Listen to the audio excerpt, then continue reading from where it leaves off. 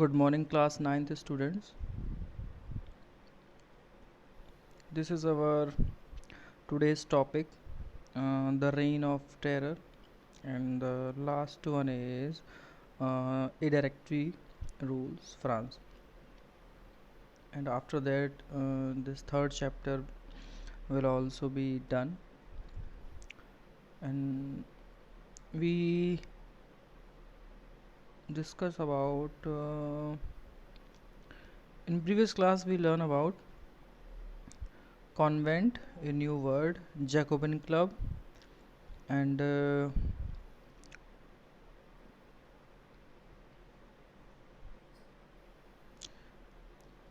incident of 21 September 1992. The newly elected assembly was called the convention. The Villers-Marquis declared republic themselves, and the incident of Palace of Tuileries, and finally the Louis XVI was sentenced to death by a court on charge of treason, and the new word is treason, betrayal of one's own country or government. In Hindi is called desdroh.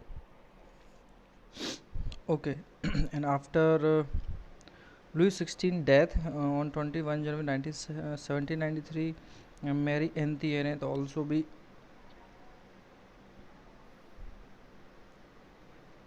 executed. Same fate shortly after that means executed. सजा उनको भी मिली. So what is the reign of terror? Reign of terror. So let's begin. The period of 1793 to 1794, the period of 1 year, that is called a period of 1 year. 1793 to 94. Okay, referred to as the reign of terror. मतलब terror means तो हिंदी में अगर हम कहें तो आतंक होता है. रीन मतलब शासन. मतलब एक तरह से वहाँ फियर वाला एनवायरनमेंट था, एक तरह से फियरफुल एनवायरनमेंट. मतलब इस तरह की इंसिडेंट्स हो रहे थे वहाँ पे जिससे कि ये दिखता है कि वो एक तरह से कोई वहाँ गवर्नमेंट वर्क नहीं कर रही है. There is no government, there was no government behind the reign, but it's a kind of terror, it's kind of fearful environment. So Robespierre followed a policy of severe control and punishment, and the person name is Robespierre. This name is used several times, so kindly remind it. Who was Robespierre? A Maximilian Robespierre. I think we discussed about in the previous class. His policy of severe control, मतलब हर चीज़ को सिर्फ control करना, and punishment. These two things, severe control and punishment. If we control something very badly और very a kind of censorship to watch and to be force of something, or to forcefully control something and make punishment on the basis of your choice, तो उससे क्या होगा, एक वहाँ पे जो fear वाला माहौल होगा तो उसमें आप किसी पे भरोसा नहीं कर पाएंगे. रॉबेस्पियर क्या करता था, सारी चीज़ों को कंट्रोल करना अपने तरीके से और पनिशमेंट देना. कोई भी चीज़ उनको सजा दो. कैसे? All those whom he saw being enemies of the republic, उसको जो लगता था he saw, मतलब अगर उसे लगता है कि ये इस रिपब्लिक का फ्रांस के लिए खतरा है, एक्स नोबल हों, क्लर्जी पीपल्स हों, member of other political parties के लोग हों, even member of his own party who did not agree with his methods, अगर उसके तौर तरीक़ों से अगर आप एग्री नहीं हैं, वर अरेस्टेड, उनको अरेस्ट किया जाता था, इम्प्रिजन, जेल भेज दिया जाता था, and then tried by a revolutionary tribunal. और उसके बाद वो उनको सज़ा देने के लिए कहते हैं भेज देते थे. ये इस तरह के हालात होते थे. If the court found them guilty they were guillotined, और मतलब उनको ट्रिब्यूनल जो होता है, केस चलता है, ट्रायल होता है, वो किया जाता था उनके लिए. और अगर वो एक्यूज्ड पाए जाते थे तो उनको गिलोटिन किया जाता था. गिलोटिन क्या है? एक मशीन का नाम है. अगर ये क्वेश्चन राइज हो ना, व्हाट इज़ गिलोटिन, तो अगर उसके आंसर की हम बात करेंगे तो उसका आंसर आप यहाँ से लिख सकते हैं, बहुत अच्छा है। The guillotine is a device consisting of, यहाँ से अगर मैं बात करूँ लिखने की, guillotine is a device consisting of two poles and blade. Actually ये इस फॉर्म में होता था, अगर मैं आपको समझाऊँ, गिलोटिन कुछ इस तरह से होती थी।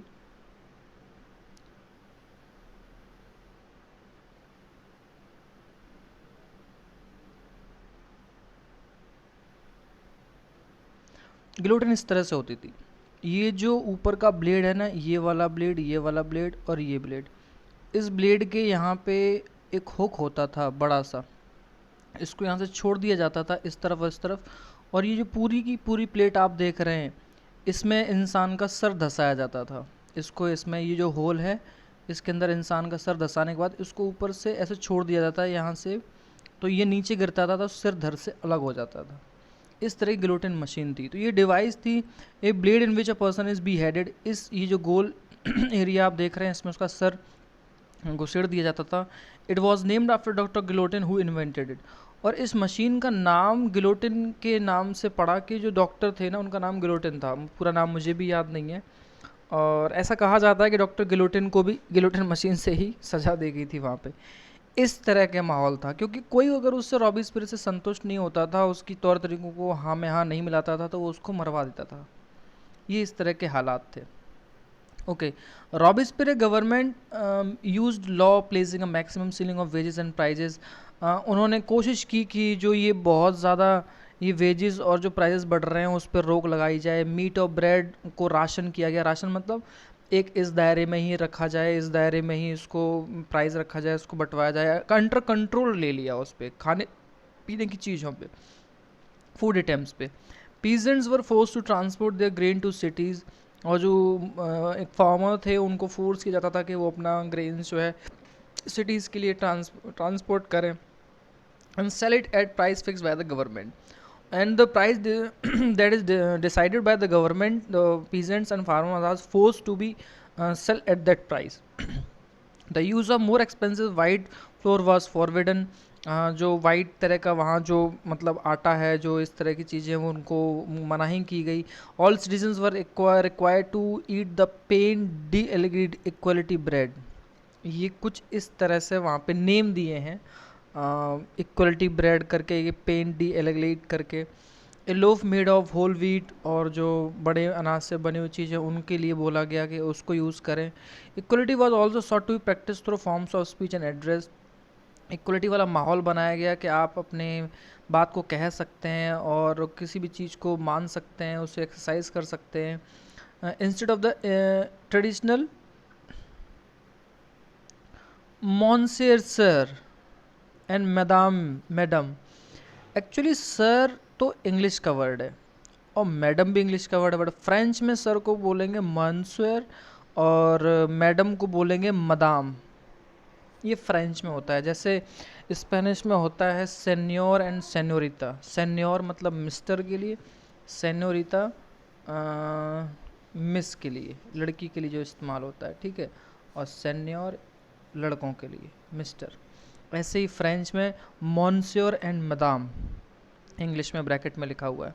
All French and womens were henceforth सिटोयन एंड सिटोयन, मतलब उनको ना सर मैडम की जगह अब कहा जाने लगा कि सिटियोन, नागरिक हैं वो यहाँ के।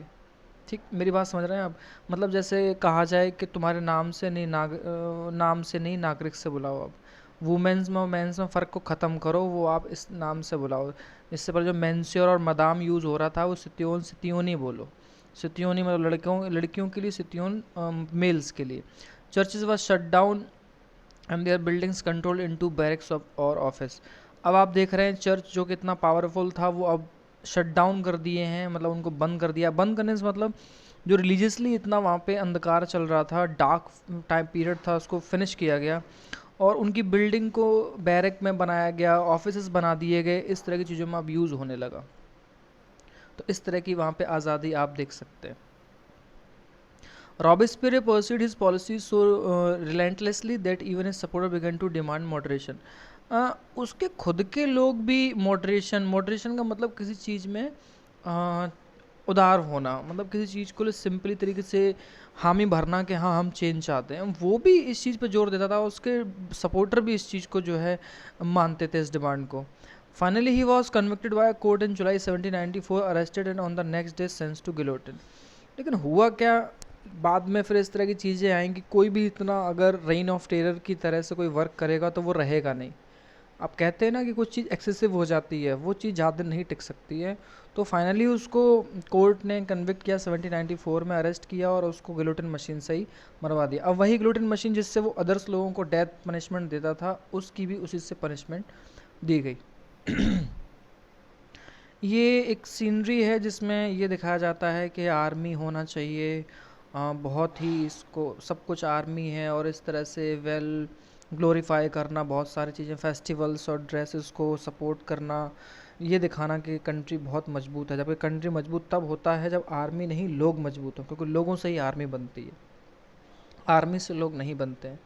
ये उस तरह की चीज़ें उस टाइम में बिल्ड की जाती थी। रोम और जो पुराने एंशियंट हिस्ट्री के बड़े बड़े सिंबल थे उनको यूज़ करना कि हाँ फ्रांस अब जो है पहले की फॉर्म में लौट आया, कुछ इस तरह की चीज़ें हुआ करती थी।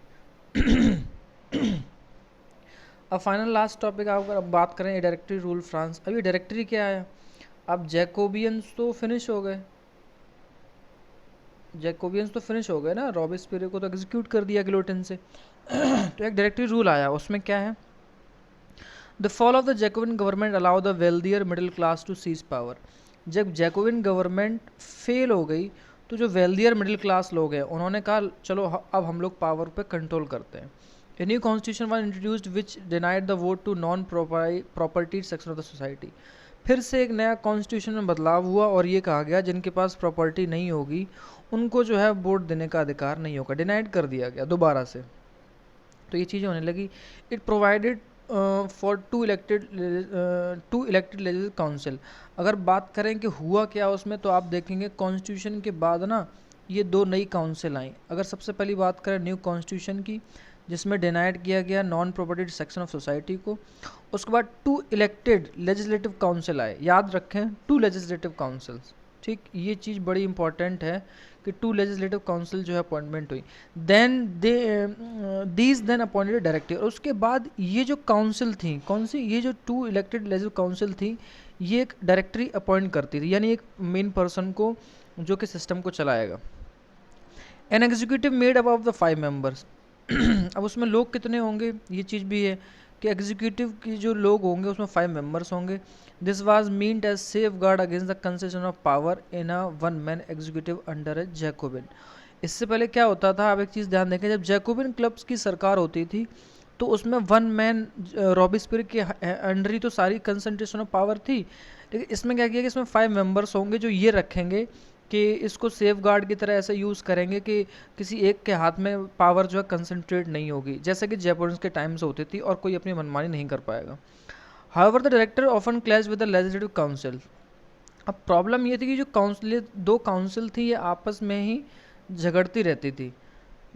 Who then sought to dismiss them, और वो एक दूसरे को, इसने इसको हटा दिया, इसने इसको हटा दिया, ऐसा चलता रहता था।